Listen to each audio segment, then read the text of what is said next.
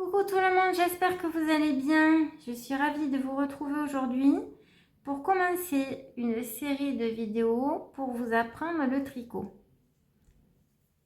Alors on est parti. J'ai pris une laine, une pelote qui me restait. Alors cette laine se tricote en 4,5. Mais pour la vidéo, pour que vous voyez bien les points, je vais utiliser des aiguilles plus grosses. Là, c'est du 7 mm. Alors, j'utilise des aiguilles courtes. Alors, pour démarrer au tricot, donc vous avez besoin de votre laine et d'une paire d'aiguilles. Dans la laine, moi, je vais vous apprendre aujourd'hui la méthode traditionnelle. La laine doit correspondre, la grosseur de la laine doit correspondre à la grosseur de l'aiguille, on est d'accord? Pour commencer à monter les premiers mois, pour commencer votre ouvrage, il vous faudra monter une série de points qui sera variable suivant l'ouvrage que vous voudrez réaliser. Donc, admettons, donc cette vidéo sera faite aussi bien pour les droitières que pour les gauchères. Donc, admettons que vous n'en avez vraiment jamais fait et vous n'avez pas encore l'habitude de manier les aiguilles dans les mains, c'est encore pas évident. Alors moi, je vais vous proposer plusieurs façons de faire qui soient de la plus facile à petit à quelque chose d'un peu plus, où il vous faudra un peu plus d'entraînement. Donc, on part comme d'habitude par un nœud coulant en fait. Hein. La plus simple, c'est celle-là. Donc, je vais vous montrer une méthode où vous n'aurez pas besoin de savoir combien de fils ici il vous faut laisser pour avoir le nombre de vos mailles sur votre aiguille. Donc, vous laissez un petit peu de fil ici et vous allez faire votre nœud coulant. Alors, j'avais fait une vidéo très simple pour vous montrer comment vous pouvez faire le cercle magique et c'est tout à fait le même principe.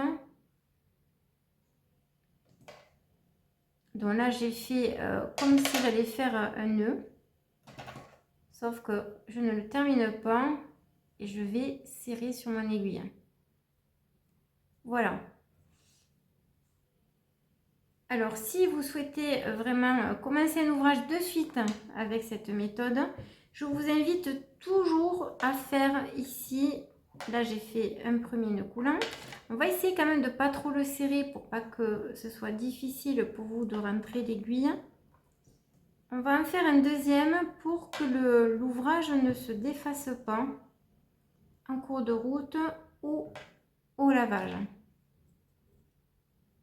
Donc, vous prenez la deuxième aiguille. Donc, si vous êtes droitière, ça sera du côté droit et gauchère inversé. Donc, c'est très simple. Vous allez rentrer votre aiguille dans le point ici. Vous allez faire ce qu'on appelle un jeté, c'est-à-dire on prend le fil, on le ramène entre les deux. Vous allez le tenir. Alors, je vais vous laisser après prendre vos marques et petit à petit trouver comment vous allez tenir le fil pour que la tension soit bonne. Et là, ce fil que nous avons passé ici au milieu, vous allez le tenir avec vos deux doigts de là, main opposée, et vous allez le passer à travers la boucle ici. Vous tirez et vous allez le repositionner sur l'aiguille à gauche. Vous ne sortez pas votre aiguille de cette boucle parce que vous allez refaire la même étape. Donc vous tirez un petit peu, vous passez votre fil entre les deux aiguilles. Vous tenez ici sans trop tirer. Vous avez vu, je m'aide avec l'index. vous poussez l'aiguille et vous allez ramener le fil à l'intérieur de la boucle. Ça a l'air compliqué, mais ça ne l'est pas. Et vous remettez votre nouvelle boucle sur l'aiguille. Donc si je sors ici, vous commencez à avoir 3 points sur votre aiguille. Alors ils sont un peu lâches parce que je ne veux pas les serrer pour que vous voyez bien. Donc au début, vous n'aurez peut-être pas un montage de chaînette là qui soit super bien réalisé, mais c'est pas grave, il faut vous entraîner à en faire jusqu'à ce que la tension du fil soit correcte et régulière et que vous puissiez commencer. De toute façon, il faut se lancer. Il ne faut pas attendre d'être prêt et prête pour se lancer. Donc là, j'ai déjà 3 points. Mettons, vous devez faire une écharpe, on vous demande 14 points. Donc vous allez continuer comme ceci jusqu'à ce que vous ayez vos 14 points. Et je vous recommande de ne pas sortir votre aiguille de la droite. Donc le fil, je le repasse à l'extérieur, entre les deux aiguilles, et je le ramène ici, et je vais le repositionner sur l'aiguille.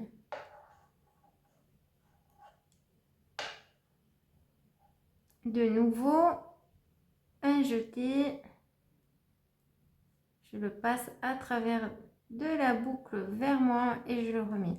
En fait, la position de mon aiguille qui est sur l'arrière, c'est comme si on allait faire en fait une maille envers.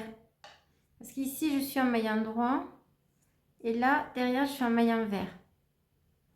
Voyez, et vous recommencez jusqu'à obtenir le nombre de mailles qu'il vous faut.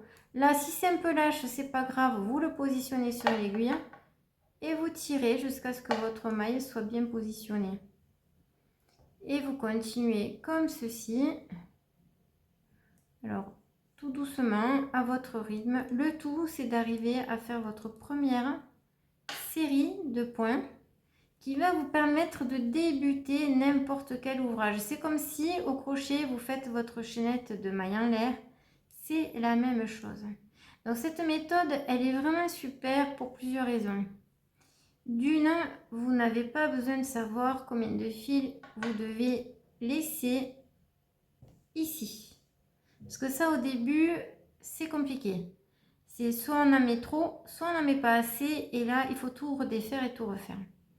Et secondo, quand vous avez des laines très très chères, vraiment, où vous ne pouvez pas vous permettre de gaspiller du fil, des pelotes, on va dire, à les 18-20 € pièce, je peux vous assurer que vous n'aurez pas envie de perdre 10, 20, 30 cm de fil. Voilà, donc vous continuez comme ceci jusqu'à arriver à avoir vos points.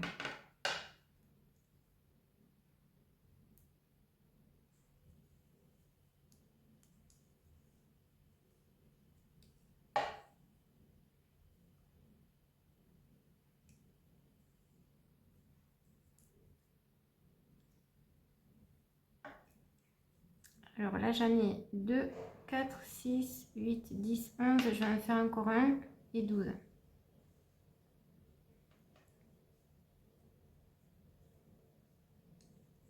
Voilà.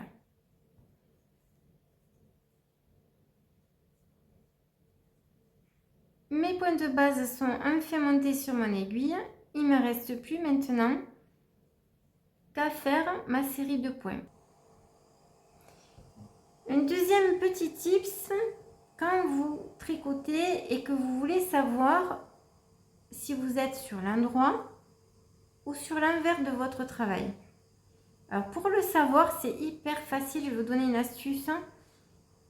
Il suffit de regarder où est votre petit fil du départ. Ici, il est sur la droite. Je suis revenue sur l'endroit de mon travail.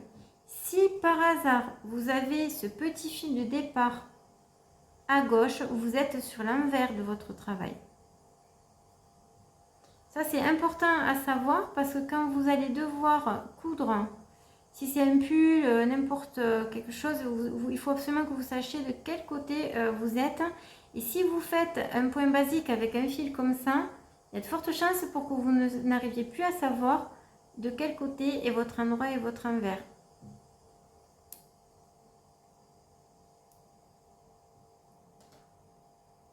Donc vous avez compris, moi je vous encourage à faire des échantillons jusqu'à ce que vous vous sentiez le plus à l'aise possible. Commencez par les mailles endroits et après vous pourrez, au bout de 5-6 échantillons, dès que vous avez une prise en main d'aiguille assez facile, vous pouvez vous lancer dans d'autres points.